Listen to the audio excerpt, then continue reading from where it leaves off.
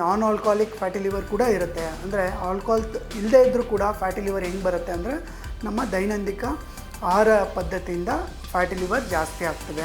ಯಾವಾಗ ನಾವು ಒಂದೇ ಕಡೆ ಕೂತು ಕೆಲಸ ಮಾಡ್ತೀವಿ, ಸಾಮಾನ್ಯವಾಗಿ ಆಫೀಸ್ನಲ್ಲಿ ಕೆಲಸ ಮಾಡೋರಲ್ಲೂ ಕೂಡ ಫ್ಯಾಟಿ ಲಿವರ್ ಬರೋವಂಥ ರಿಸ್ಕ್ ಇರುತ್ತೆ.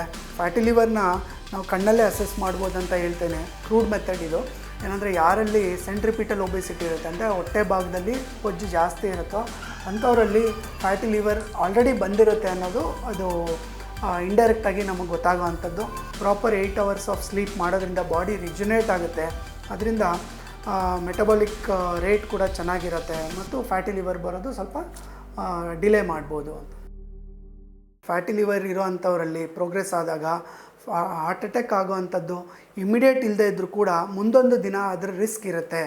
ಯಾವ ರೀತಿ ಆಗ್ತದೆ ಅಂದರೆ ಯಾರಲ್ಲಿ ಫ್ಯಾಟಿ ಲಿವರ್ ಇರುತ್ತೋ ಅಂಥವರಲ್ಲಿ ಮೆಟಬಾಲಿಕ್ ಸಿಂಡ್ರೋಮ್ ಬರುತ್ತೆ ಮುಂದಿನ ಹಂತಗಳಲ್ಲಿ. ಮೆಟಬಾಲಿಕ್ ಸಿಂಡ್ರೋಮ್ ಅಂದರೆ ಅವ್ರಿಗೆ ಸಕ್ಕರೆ ಕಾಯಿಲೆ ಬರ್ಬೋದು ಅಥವಾ ಒಬೆಸಿಟಿ ಬೊಜ್ಜಿನ ಇದು ಜಾಸ್ತಿ ಆಗ್ಬೋದು ದೇಹದಲ್ಲಿ.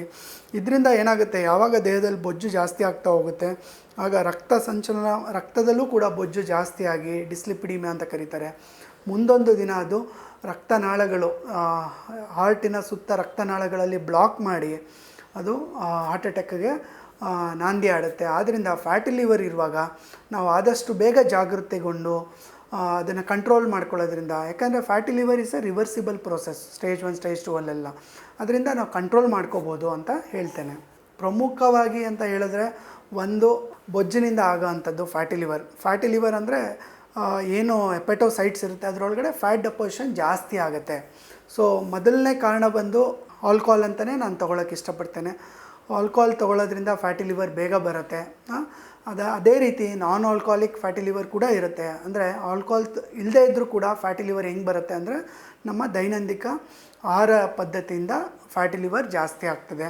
ಅಂದರೆ ನಾವು ಜಾಸ್ತಿ ಕೊಲೆಸ್ಟ್ರಾಲ್ ರಿಚ್ ಇರೋಂಥದ್ದು, ಅಂದರೆ ಬ್ಯಾಡ್ ಕೊಲೆಸ್ಟ್ರಾಲ್ ಇರೋಂಥದ್ದು ಜಾಸ್ತಿ ಊಟ ಸೇವನೆ ಮಾಡಿದಾಗ ಅಥವಾ ಹೈ ಕಾರ್ಬೋಹೈಡ್ರೇಟ್ ಮೀಲ್ ತಿಂದಾಗ, ಅಂದರೆ ತುಂಬ ಕಾರ್ಬೋಹೈಡ್ರೇಟ್ ಶುಗರ್ ಕಂಟೆಂಟ್ ಇರೋವಂಥದ್ದು ತಿಂದರೂ ಕೂಡ ಅದನ್ನು ಫ್ಯಾಟಿ ಲಿವರ್ ಆಗಿ ಬರುತ್ತೆ.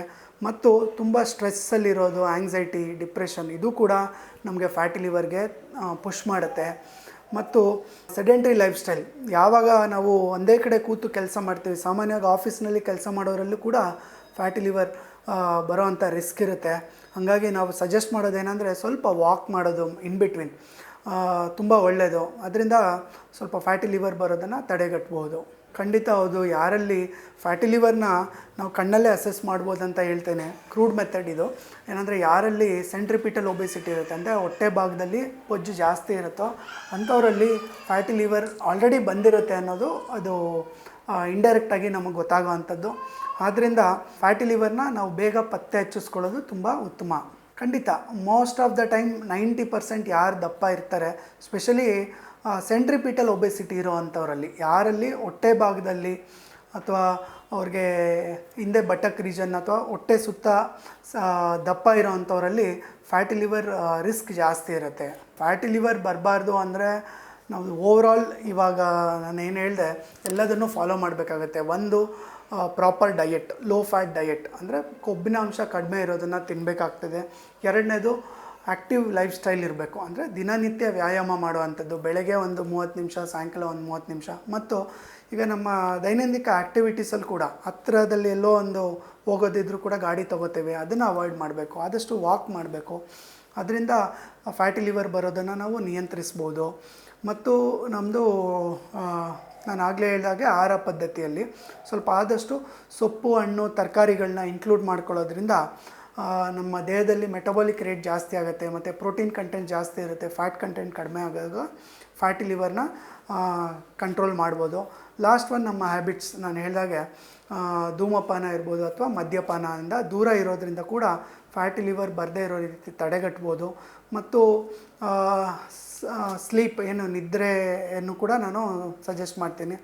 ಪ್ರಾಪರ್ 8 hours ಆಫ್ ಸ್ಲೀಪ್ ಮಾಡೋದ್ರಿಂದ ಬಾಡಿ ರಿಜುನೇಟ್ ಆಗುತ್ತೆ. ಅದರಿಂದ ಮೆಟಬಾಲಿಕ್ ರೇಟ್ ಕೂಡ ಚೆನ್ನಾಗಿರುತ್ತೆ ಮತ್ತು ಫ್ಯಾಟಿ ಲಿವರ್ ಬರೋದು ಸ್ವಲ್ಪ ಡಿಲೇ ಮಾಡ್ಬೋದು ಅಂತ. ಕರೆಕ್ಟ್. ಲಿವರ್ ಹಾನಿ ಮಾಡುವಾಗ ಅದು ತುಂಬ ದೊಡ್ಡ ಪ್ರೋಸೆಸ್ ಇರುತ್ತೆ. ಆ್ಯಕ್ಚುಲಿ ಲೈವ್ ಡೋನರ್ ಅಂತಲೂ ತೊಗೋತಾರೆ. ಇದರಲ್ಲಿ ಬದುಕಿರೋರು ಸಹ ಲಿವರ್ನ ದಾನ ಮಾಡ್ಬೋದು. ಅವ್ರದ್ದು ಒಂದು ಸಾಮಾನ್ಯವಾಗಿ right lobe of the liver ತೊಗೋತಾರೆ, ಇಲ್ಲಾಂದರೆ ಲೆಫ್ಟ್ ಲೋಬು ತೊಗೋತಾರೆ. ಬಟ್ ಲಿವರ್ ದಾನ ತೊಗೊಳ್ಳೋಕ್ಕೆ ಮುಂಚೆ ಅವರಲ್ಲಿ ತುಂಬ ಸ್ಕ್ರೀನಿಂಗನ್ನು ಮಾಡ್ತಾರೆ. ಅಂದರೆ ಫಸ್ಟ್ ಅವ್ರಿಗೆ ಫ್ಯಾಟಿ ಲಿವರ್ ಇರಬಾರ್ದು ಮತ್ತು ಅವರು ಒಬೆಸಿಟಿ ಇರಬಾರ್ದು. ಯಾರು ದಾನ ಮಾಡ್ತಾರೋ ಅವರು ಒಬೆಸಿಟಿ ಇರಬಾರ್ದು ಮತ್ತು ಅವ್ರಿಗೆ ಯಾವುದೇ ರೀತಿ ಮೆಟಬಾಲಿಕ್ ಸಿಂಡ್ರೋಮ್ಸ್ ಇರಬಾರ್ದು. ಅಂದರೆ ಡಯಾಬಿಟಿಸ್ ಇರ್ಬೋದು, ಹೈಪರ್ ಟೆನ್ಷನ್ ಇರ್ಬೋದು, ಅಥವಾ ಡಿಸ್ಲಿಪಿಡಿಮಿಯಾ ಇರ್ಬೋದು, ಅಥವಾ ಕಾರ್ಡಿಯಕ್ ಡಿಸೀಸಸ್ ಇರಬಾರ್ದು. ಮತ್ತು ದಾನಿಗಳಲ್ಲಿ ಯಾವುದೇ ರೀತಿಯಾದ ಹ್ಯಾಬಿಟ್ಸ್ ಇರಬಾರ್ದು. ಮೇಯ್ನಾಗಿ ಆಲ್ಕೋಹಾಲ್ ಇರ್ಬೋದು, ಸ್ಮೋಕಿಂಗ್ ಇರ್ಬೋದು, ಅಥವಾ ಟೊಬ್ಯಾಕೊ ಅದೆಲ್ಲ ಕೂಡ ಇರಬಾರ್ದು. ಮತ್ತು ಯಾವುದೇ ರೀತಿಯಾದ ಸಾಂಕ್ರಾಮಿಕ ರೋಗಗಳು ನಾವು ಎಲ್ಲ ತಿಳ್ಕೊಂಡಿರೋ ಹಾಗೆ HIV, HBsAg ಅಥವಾ HCV ಅದೆಲ್ಲ ಕೂಡ ಸ್ಕ್ರೀನ್ ಮಾಡ್ತಾರೆ. ಇದಿಷ್ಟನ್ನು ಕೂಲಂಕುಷವಾಗಿ ಪರಿಗಣಿಸಿ ಎಲ್ಲದನ್ನು ಸ್ಕ್ರೀನ್ ಮಾಡಿ ಕೂಡ ಅದಾದ ನಂತರ ಮೇಯ್ನಾಗಿ ಬ್ಲಡ್ ಗ್ರೂಪಿಂಗು ಕೂಡ ನೋಡ್ತಾರೆ. ಬ್ಲಡ್ ಗ್ರೂಪಿಂಗು ಮ್ಯಾಚ್ ಆಗಬೇಕು ಅಥವಾ ಡೊನೇಟ್ ಮಾಡೋ ಥರ ಮ್ಯಾಚ್ ಆಗೋ ಬ್ಲಡ್ ಗ್ರೂಪ್ ಇದ್ದರೂ ಕೂಡ ತಗೊಳ್ಳೋ ಅಂಥದ್ದು ಇರುತ್ತೆ.